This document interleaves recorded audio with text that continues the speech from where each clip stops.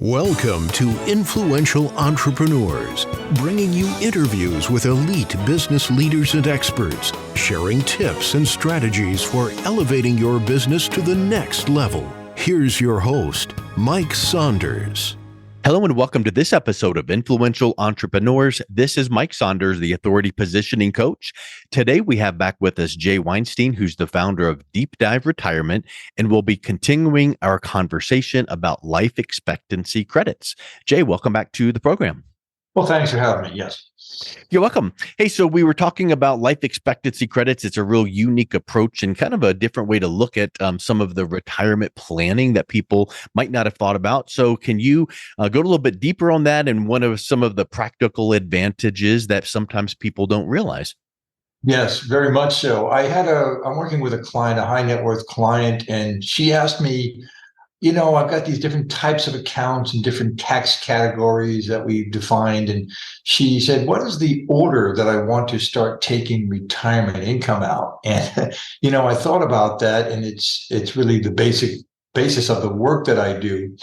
And the simple answer is that when you have certain products that have life expectancy credits, or meaning the payout gets higher and higher as you get older, you can do really well by utilizing that concept and having certain amounts of money. The percentages right now don't make any difference, but if you let money sort of season and get those life expectancy credits, you're going to get a higher and higher payout. So that allows you to, in the early stages of your retirement, let's say you retire at 63 or 65 or whatever it is, and you have liquid monies, and the plan that we're implementing in this situation is that she's going to use her liquid brokerage monies to live on for about 5 or 6 or 7 years at $100,000 a year, whatever it came out to be.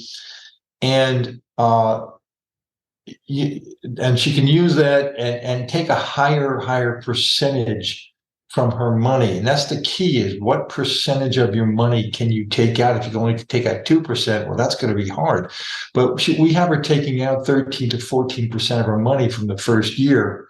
And of course, that chunk of money, that liquid money, gets spent down, but the backup money after that spends down now is going to be paying out at a 10 or 12 or 13% payout because of the life expectancy credits adding up, and those are going to last the rest of her life. So I just wanted to make that point, is that the sequence of where you take your income from really changes when you start to utilize these life expectancy credits that are available to you.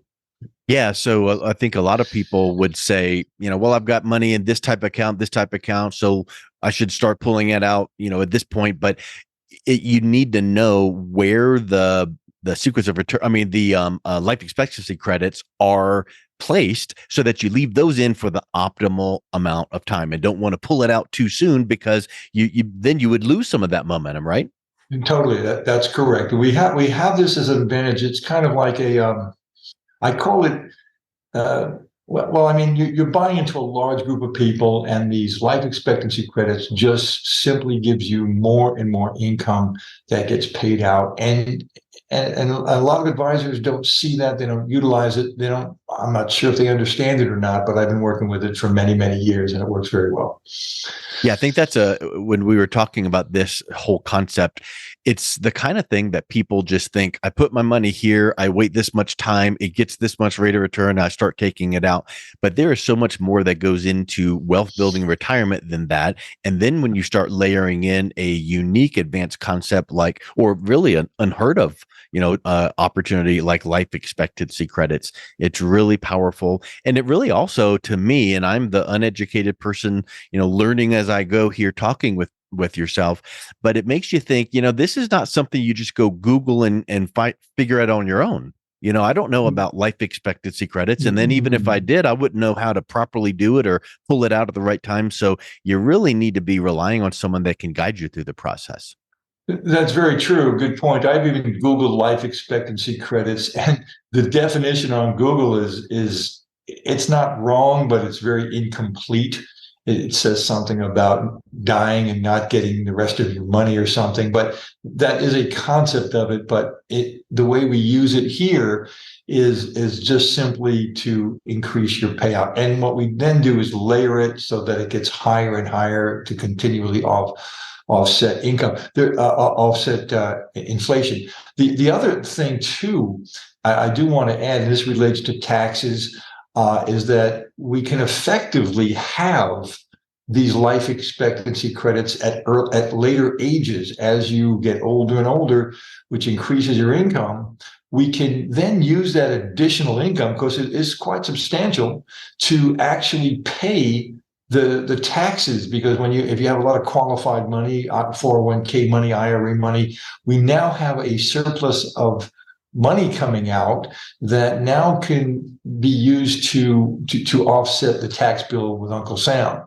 And that's a whole nother subject, which we'll get into another point. But there's a lot of value there. And you mentioned also a lot of you've never heard of it. And it's really kind of a hidden thing. I mean, it's the actuaries, that's what they live with, but it's not like it's you don't see it in advertisements on TV or in the magazines. Learn about life expectancy credits. It's just not it's pretty advanced, and but it is there for anybody that wants to utilize it. And you were mentioning, when to take it out and all of that. And then it reminded me of the concept of sequence of returns. And that is we probably could do a 3-day seminar all day long on just that one topic alone. But give us a little bit of a overview. What is sequence of returns? And then how does that impact a retiree? Sure. Well, and that's something I run all kinds of scenarios with the software I've developed to show random. See, we don't know the rates of return that are going to occur, right? We just have no idea what the market's going to do tomorrow, let alone a year, 5, 10, 15 years. And again, I discussed this earlier, that when you're working, you're not relying on that money to live on. So the ups and downs you can kind of live with. But when you turn the corner and get into a retirement phase, and you need to start drawing income from that, whether you want to or if it's a required minimum distribution that you're forced to take, the math changes. And so the sequence of returns, if we have a big loss in a given year, like in 2008, we lost 38%, right? Well, if you had $100,000, now you have $62,000 just because of the market. And then you have to take out, say, $10,000 or $5,000. So now you're at, 50 something $1,000. You really, we don't know when that's going to happen, right? It's an unknown. It's something that is just going to be a random thing. And so what we want to do with these life expectancy credits and the annuities that we use, the worst case scenario is zero, because your money is not in the market. The portion that you put into these accounts is not technically in the market. So we don't have to worry about the market taking money away from us. Yeah. Right. So then what that allows us to do is to take income from a worst case scenario, zero sum game, if you will, where we don't lose any money. And again, when we look at, it's kind of complicated, but when you look at life expectancy credit products, the whole idea of sequence of returns and the ups and downs of the market is out of the picture. We never, ever have to worry about that again on that block of money, and for it to generate income to us monthly so we can live and enjoy life. The market has no bearing on the effect of our income, right? So if you look at that, and then you look at what's going on in the, trying to draw income from a market or securities-based up and down environment, it becomes very, very risky to play the game of what's the sequence of returns going to be. Is it going to gain? Great. If it loses, and that's going to hurt, now we got to make up for that. Now we got to get a bigger, higher rate of return to make up for that loss. And then we got to take more money out, and the market went down again, and then it goes up again. So it becomes like just a very difficult scenario. And when I say sequence of returns, it's best off to see it set an appointment with me. I'll show you exactly all different kinds of random scenarios, and you can kind of get an idea of how the money actually works when you're drawing income. I really find, Jay, that sometimes you hear these big words like sequence of returns, but in reality, it's like, hey, here's just the order you got to properly take your money so you get the best use out of it. Things like that. So it's like in real English, just sit down with Jay and he'll show you how it could really benefit you. So I think that's really important, and I think another thing that people don't think much about is, what about, like you mentioned taxes a few times, and that's another 3-day seminar right there, I'm sure. But what about when you hear about, rate of return on this portfolio or that fund, fees that are in certain funds, they can leak money out of that bucket faster than you can imagine. And people don't really know about that going in, and they don't even know what they can do about it if they did know about it. So talk a little bit about fees and how you can mitigate that impact on your money. Yeah, there's a lot to be said on that. Fees get deducted from most portfolios on a quarterly basis. And a lot of people tell me I'm only paying 0.5% or 75 bips, 75% of 1%.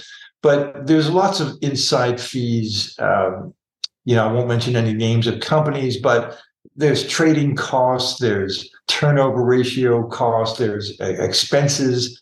There's fees, 12B1 fees that are being paid back to your advisor from the fund. So Bill Vogel at Vanguard said that, the average fund is you're paying about 2.5%, whether you realize it or not. And but if we just use 1 or 2% or 0.5%, the average portfolio, say $250,000 over a 20-year period of time, you're going to pay well into the six figures in fees.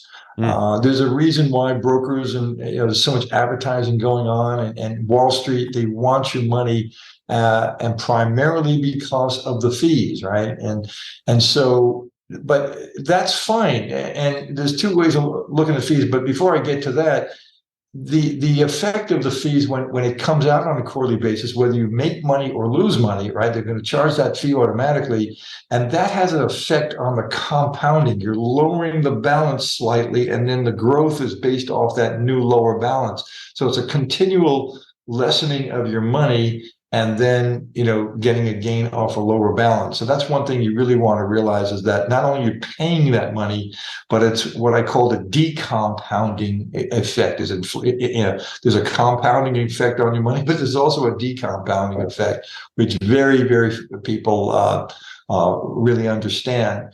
But the next thing about fees is you're going to pay them in one way or another, pretty much anywhere you go. Just a matter of how much. But the question becomes, what are you getting for the fee, right?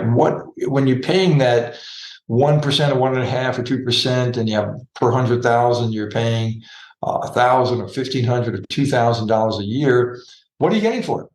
And if you have a very, very skilled investment advisor that you believe is worth that money, that's fine. When you go into these life expectancy and annuities, that fee doesn't come off your income. And this is a very interesting point, which I don't want to get too far into right now for the complexity, but the fee comes off your base principal, but the income has already been calculated and guaranteed and in writing. And there's no additional fees to that ever. So you say, well, what am I getting for the fee on a life expectancy annuity scenario? Well, you're getting guaranteed income at a high level for the rest of your life. So to me, you're paying a fee on your base principal money, which doesn't really affect your income, but you are getting a tremendous value or benefit for that fee. And that's what I ask people to look at and say, what is the real value of the fee? Well, it's interesting. I always love when I talk to people in different industries, because you can correlate a concept from one industry and show how it dovetails into another. And the reason I bring that up is, in marketing, a lot of people think, oh, that marketing package cost X, so that's a expense. But in reality, if that marketing package does what it should be doing, it's not an expense, it's an investment. So to your point, these fees sometimes can't do anything about them, But you can, when you see the value and the advisor and the advice and the guidance behind those fees, it should be an investment, not a cost, because like let's use this conversation right here. The life expectancy credits, that things that most advisors don't bring up to their clients, boy, that super compensates for any of these fees that are inherent in the portfolio and things. And most of the time is not even charged by the, advisor. It's charged by the funds and all that behind it. But I think you bring up a huge point. What is the value you're getting? Do you feel like the advice you're getting is moving you closer to where you want to be in retirement? And then the fees, as long as they're moderate and it makes sense, it is what it is, but you're getting that great value. That's right. It's true with anything in life. If you buy a high quality car, a top car, a Lexus or an Audi, the high end, you're paying a lot more money than you could be to get you from point A to point B with another car. But there's many other qualities, the duration, the longevity of it, the quality of the ride. You get what you pay for. Yeah, I was literally, when you were saying that, in my mind, I was thinking you get what you pay for, and it really is the case. You get the brand behind it, you get the protection, you get the high quality. But as it relates to the value an advisor can bring to the client, yes, we have to recognize fees, we have to keep them as tightly contained as possible, and most of the time it's unavoidable. It's necessary. You have to do that. But when you focus on the value and the personal touch and what you're getting to move you closer to retirement safely, that's where the focus is. And I think that's what we've been talking about here, Jay, with all of this really great advice on life expectancy credits. That's just really something that I see that you're teaching and educating and coming alongside your clients and helping them with. So thank you for that. That's really a powerful service you're bringing. Yeah, well, that's great. I hope people can use it. It is really, in my opinion, I've studied this stuff a lot. I think it's the most important aspect of retirement planning, and I rarely see it being used, just for the fact of there's wars out there for people's money, and there's it's just a constant battle. But I ask people to really take a look at these elements and these concepts, and they'll see value there. Well, Jay, once again, thank you so much for coming on. It's been a real pleasure talking with you. What is the best way someone can reach out and connect with you? Well, two ways. That on our page here, there's a book an appointment that'll go right to my calendar. There's no cost. There's no obligation. We chat. I'll answer some of your questions and we'll see where it goes from there. If you want to call me directly, it's 602-448-0263. Again, 602-448-0263. DeepDiveRetirement@gmail.com. I use Gmail because I travel a lot and it's just easier to log into Gmail. So DeepDiveRetirement@gmail, or just click on the calendar and book a call. I do this all day long. So I'm happy to answer your questions. Excellent. Jay, thank you so much again for coming on. It's been a real pleasure talking with you. Okay, thanks, Mike. You've been listening to Influential Entrepreneurs with Mike Saunders. To learn more about the resources mentioned on today's show or listen to past episodes, visit www.influentialentrepreneursradio.com.